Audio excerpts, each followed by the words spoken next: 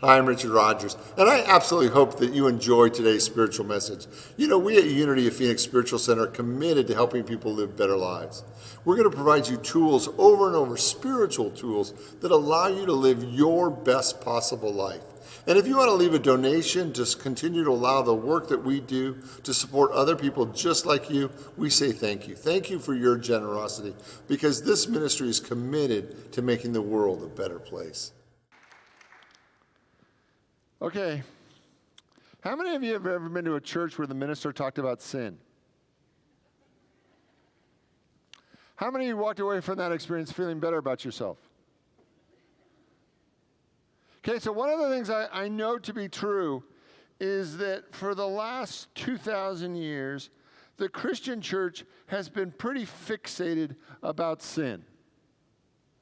And I think the mindset is that if we talk about it often enough, people will eventually stop doing it.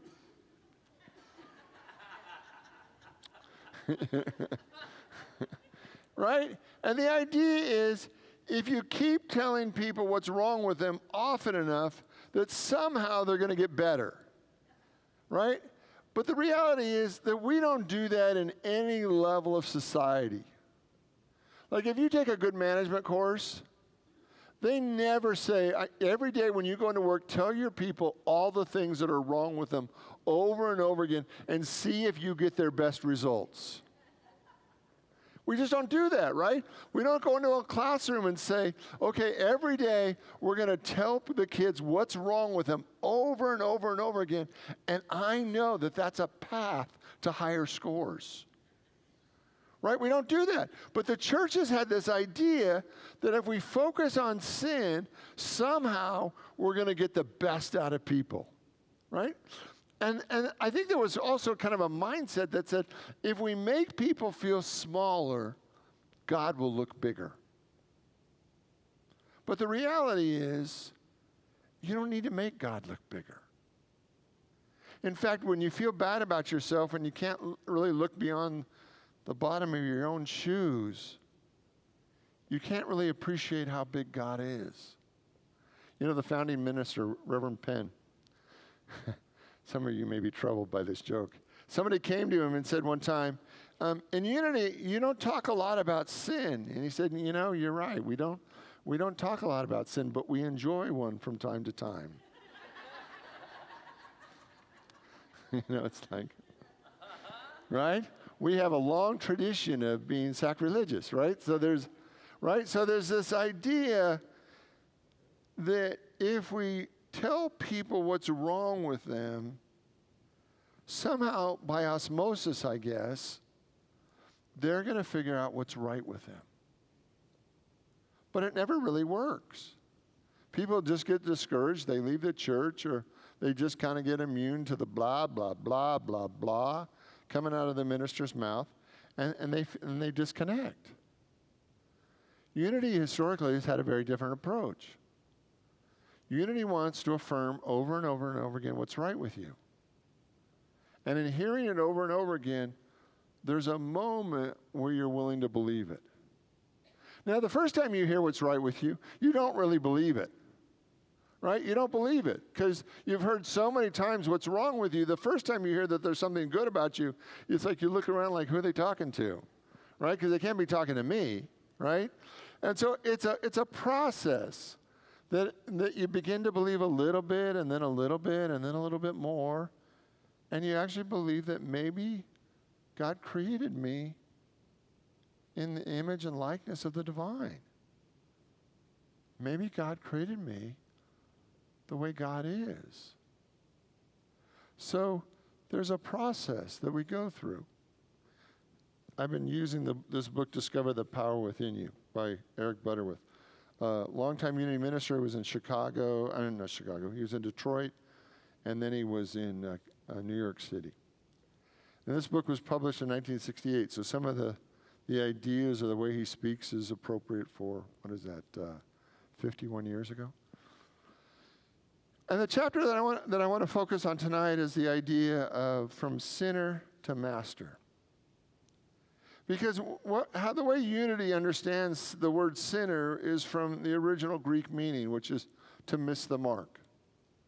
And it actually, the term sinner originally in Greek was this idea that as an archer, if you missed the mark, it was a sin, that you take an aim at a desire or an outcome that you want in your life, and if you miss it, it was a sin. But there was no moral or there was no shame in it, right? It was simply you missed the mark. And so what I want to look at tonight, what I want to talk about tonight is the ways that we use our spiritual nature, the way that we use spiritual energy, the way we use divine gifts, the gifts of God, spiritual gifts, if you will, and the way that we miss the mark, and what happens when we move from like a novice or awakening to our spiritual understanding to a master. Because that's really what we're here to do. We're not here to continue to just focus on the remedial level of life. We're actually here to move from missing the mark or sinning to mastery, spiritual mastery, to use spiritual energy in the highest form. And so I want you to think about all the ways that maybe you have used your spiritual understanding, your spiritual power, love, you've used it inappropriately so that we can move to mastery. So I got a letter from my HOA. Anybody else have an HOA? So I got a letter from my HOA, and I have a little wall in the front of my house, and there's a larger gate, but there's a little wall. And when we bought the house 5 or 6 years ago, the wall was painted the same color as the house, okay? Now, in the HOA, it clearly says that the house should be this toffee, coffee, off-white color, that all the walls in our neighborhood are off-white. But since our wall was the color of our house, last year when we had our house painted, we just again had them paint the color of the house because that's the way it was, and we should have corrected it at the time we painted the house, but it was like, I had a little bit of an attitude, as you can tell. So I had them painted the same color as the house, and the HOA sent me a love letter last week. And they said, Richard, as much as we love and adore you and are just so glad you're a part of this community and how amazing you are in everything you do, you still have to paint your wall the color of everybody else's. And they specified the manufacturer and the color of the wall so that we could fix it. So Monday afternoon, I said, okay, so this is the last day I have to paint my wall. I'm going to go out and paint my wall. Now, it's just been painted. Did I mention it was just painted less than a year ago? Did I mention it was just painted less than a year ago? So I'm out there with the appropriate color paint, my brush and my roller, and I'm awful at painting this wall. I mean, I'm awful.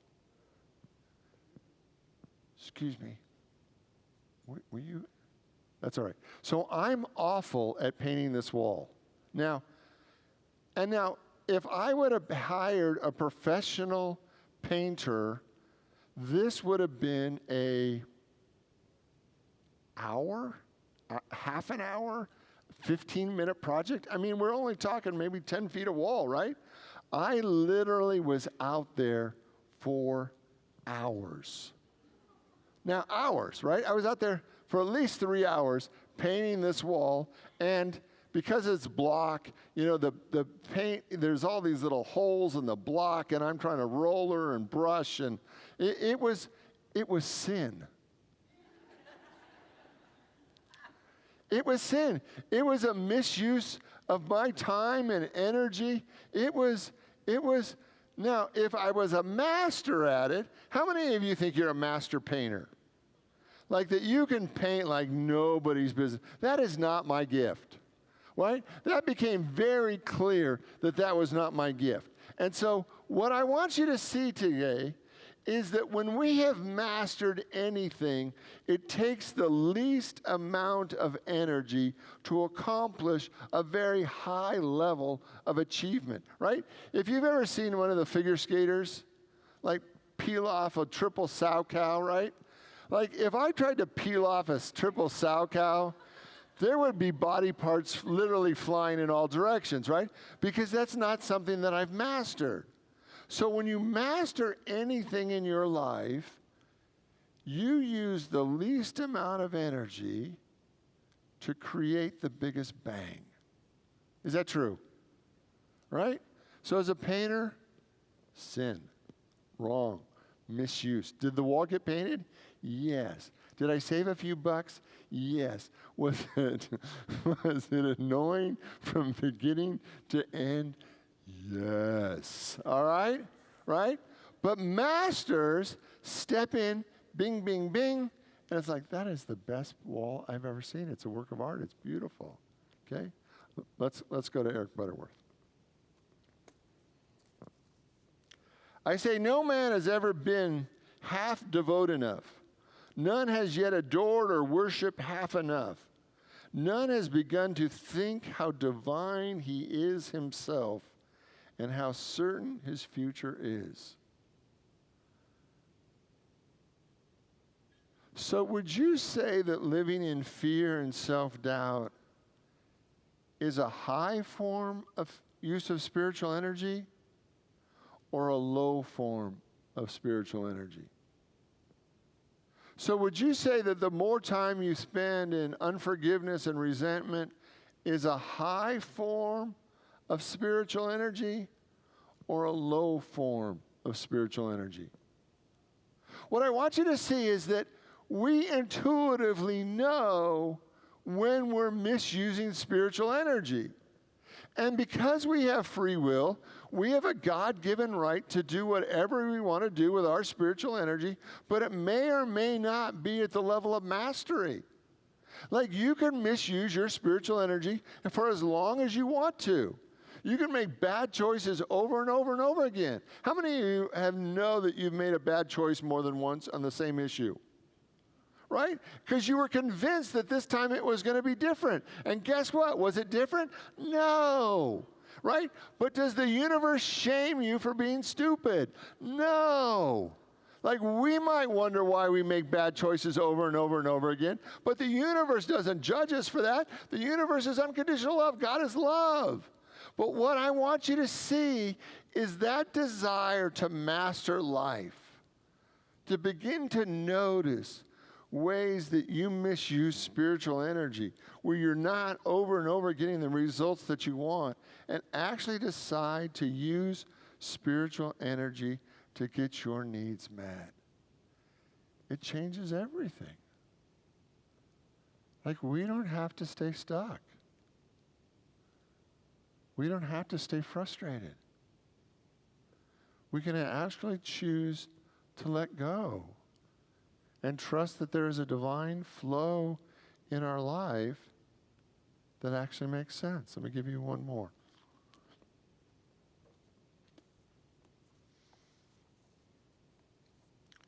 This is also Eric Butterworth. Oh, that first quote was Walt Whitman.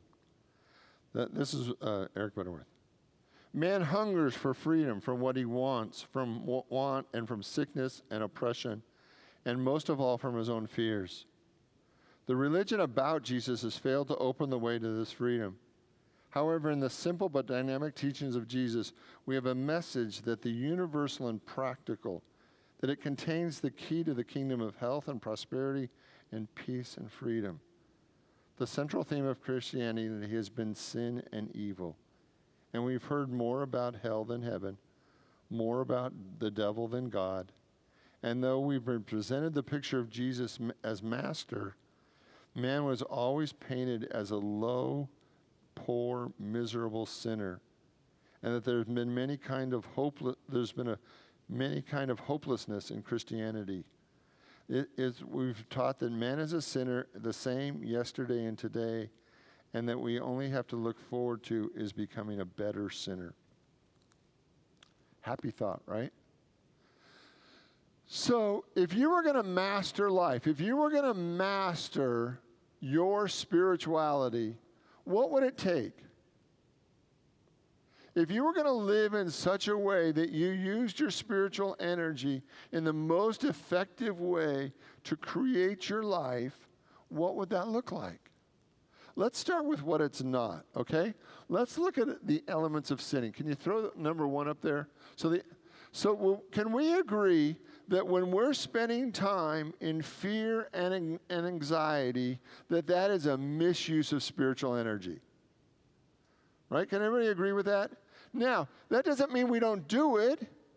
Right? We spend a lot of time in low levels of fear and anxiety. But what I want you to see is that every moment we spend in fear and anxiety is really misusing spiritual energy. Why?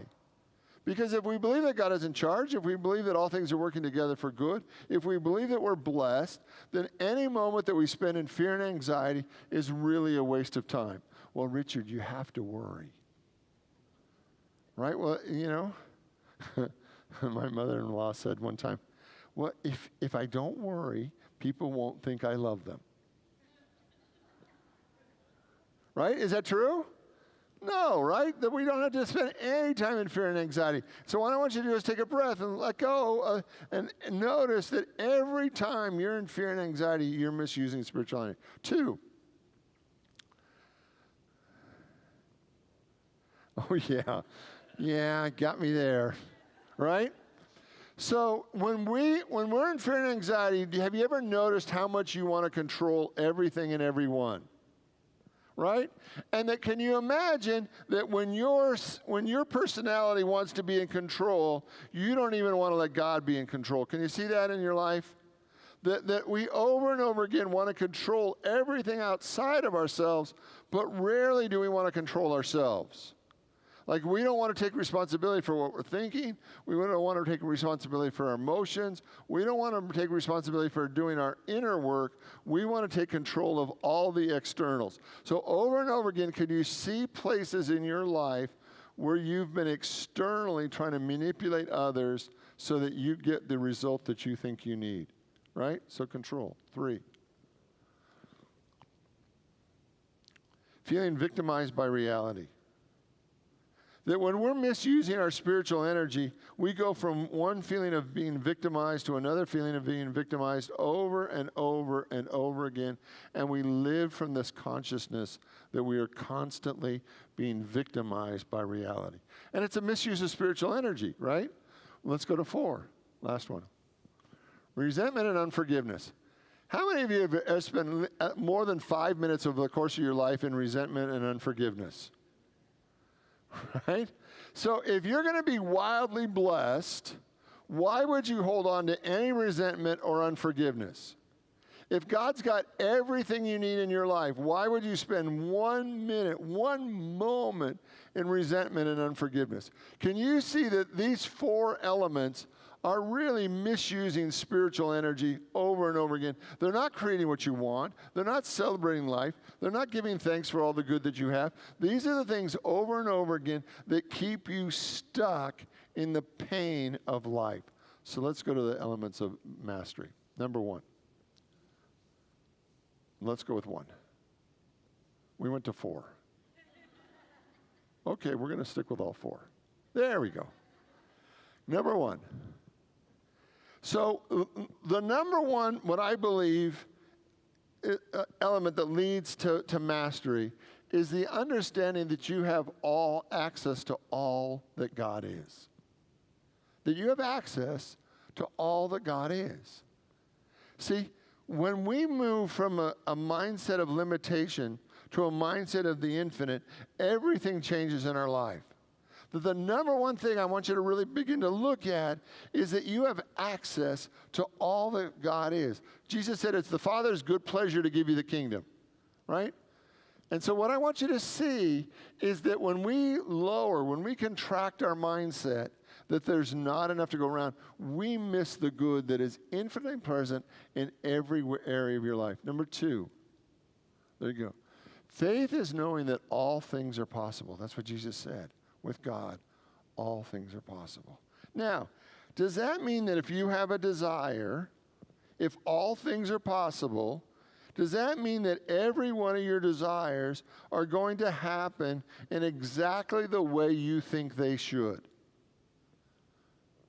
Yes, it does mean that. No, it doesn't mean that. Right? So believing that all things are possible, there's a level where you just, can you imagine a prayer life where you just feel like all things are possible? That there was nothing that you wouldn't ask for. You would just be open and receptive to asking for this and this and this. And how attached would you be to how things show up in your life? You wouldn't. There'd be a flow like, okay, God, I'm ready for that kind of a car. Right? Just work it out, God. However you're going to work it out, just work it out. I'm ready for that kind of a car. And I'm ready for that kind of a lifestyle. You just work it out however you want to work it out, and you keep doing the thing in front of you to do, and God keeps working it out. And you notice that you just keep living in this higher and higher level of joy because you know that you have access to all the good that God is, and that for you, all things are possible. I want you to really entertain those two mindsets, those two beliefs, that with God, all things are possible, and that you have access to all that God is. And then we go to 3. A deep surrender to reality. Right? That in every moment, you just deeply surrender to what is. How many times in your life has your mind thought the idea, my life shouldn't be this way? Right? I shouldn't be having this experience, or they shouldn't be that way, or this shouldn't be going down this way, or this or that, or this or that. And what I want you to see, the moment we begin to argue with reality, we are now trying to stop the flow of the river of good into our life. And it never works. You could no more stand in the middle of the Colorado River and say, if you really love me, stop. Right? And some of us believe that if God really loved me, I could stand in the middle of the Colorado River and say, stop, because if you really love me, God, you would stop this Colorado River. And God's saying, instead of fighting the river, get into the river and go with the flow. Surrender with surrender into what is. That spiritual masters have a very high degree of willing to surrender into what is. Because arguing with reality rarely empowers us. Complaining about reality rarely empowers our life. That when we move into mastery, we go in the flow. Now, it doesn't mean you can't ask for the music to change. It doesn't mean that you can't ask for the river to change course.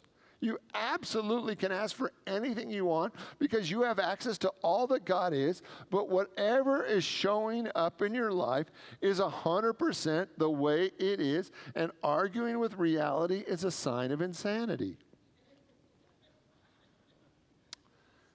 Is that true? When we're arguing with reality, are we in our sanest moment?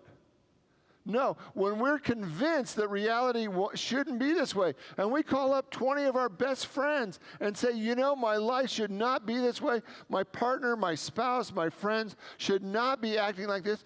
Definitely my children should not be acting this way. My grandchildren, they're okay. But everybody else in my life really is completely out of control. And so every time we argue with reality, how sane are we? Not.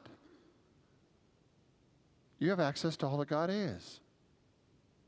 All things are possible in your life. But however life is in that moment is reality. You can either surrender into the flow of what is. Well, Richard, it's wrong. Okay, well, I hear that. I hear your judgment. I hear your belief. But let's try to surrender into it and see what happens in the next moment. Are you willing? Can everybody see an area in your life where you can acknowledge, you don't have to say it out loud, but that you could acknowledge that you've been a little resistant to life, that you've been arguing with reality, that you have been upset with God, that your plan in your mind was 1,000% better than the way your life is showing up right now? Can everybody think of at least one area where you've been arguing with reality? And can you feel how much energy it takes to stand in the middle of the Colorado River and say stop without being swept away? Can you feel how much energy resistance takes? And what would happen if you just trusted the river and went with the flow? And then number 4. Here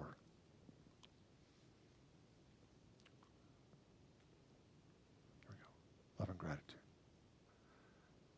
Spiritual masters spend majority of their time in love and gratitude. Jesus said you should love the Lord your God with all your mind, your heart, your soul, and to love your neighbor as yourself. And he said, in all things give thanks. That spiritual masters, and the more that we spend time in love and gratitude, the more we are in the flow of the infinite, the more that God flows in and through our lives. And what I want you to see tonight is I guarantee there are ways in your life where you are misusing spiritual energy. Doesn't mean you're a bad person. Doesn't mean you're broken or less than or completely messed up. But you're still misusing spiritual energy. You're still making your life harder than it needs to be. And when you look at these list of 4 things, which one speaks to you the most? Is it that you really do have access to all that God is? Is it that you really want to have faith that all things are possible? Is your next spiritual practice really deeply surrendering to reality, to what is? Or is your next practice that you really want to spend more time in love and gratitude? That whatever it is, whichever one of these you take in as your homework for this week, what I want you to see is that any one of those items move you forward spiritually. They move you from sinning, from making mistakes, from missing the mark, to mastery. And that over and over again, we have permission to be stuck because God's not going anywhere, right? God is eternity. God, you can stay stuck for as long as you want to be stuck. But there's a point when the 6th grade stops being fun, right? I mean, how many times can you do the 6th grade? 8 or 9 times, you pretty much get it, right? You're 27, still in the 6th grade, I got it, right? You can do it that way. We have a God-given right to be as spiritually stuck as we want to be for as long as we want to be. But Jesus came to show us mastery. And I think mastery is interesting. I think it's actually interesting to see how to use spiritual power to create the greatest good in your life and for the lives of others. And then over and over again, as we learn to master spiritual energy, we actually set ourselves free. Will you pray with me? I want you to open your mind, your heart, your soul to the activity of God. That there is only one presence, one power, one God, one good moving through us all. And today we use that energy for the highest level of good, that we might be wildly blessed.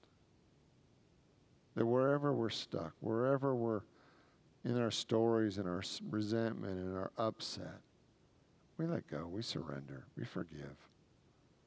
We love and we release it so that we can flow into the highest level of God's good.